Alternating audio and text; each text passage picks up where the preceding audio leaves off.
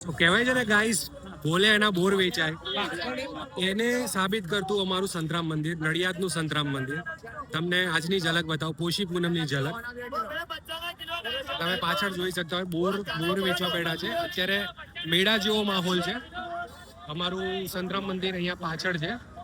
તો આની એક મહિમા કંઈક અલગ છે. એકચ્યુઅલી મેં આનો આખો ફૂલ વિડીયો પણ બનાવીને મૂક્યો હતો. ફરી એકવાર બતાવું છું કે આ પોષી પૂનમની એક મહિમા અલગ છે.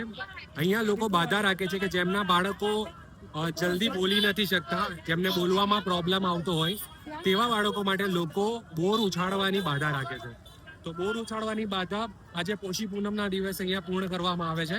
તો તમને એક વખત બતાવી દઉં. જો આ બધા બોર છે, અહીંયા બોર વેચવા બેઠા છે.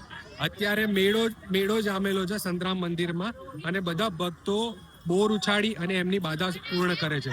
જો તમારા ઘરમાં તમારી આજુબાજુ કોઈ પણ એવું બાળક હોય જે બોલી શકતું ના હોય અને એમને બોલવામાં કંઈક તકલીફ આવતી હોય, તો એકવાર અમારા સંતરામ મંદિરમાં એની બાધા રાખો.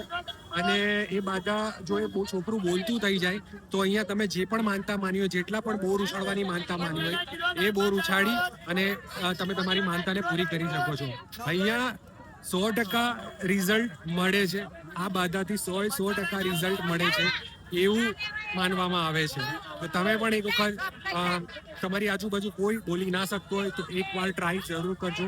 સંતરામ મંદિરની બોર ઉછાળવાની બાધા રાખીને એકવાર પ્રયત્ન કરજો ગાઈસ. ચલો ગાઈસ, મળીએ.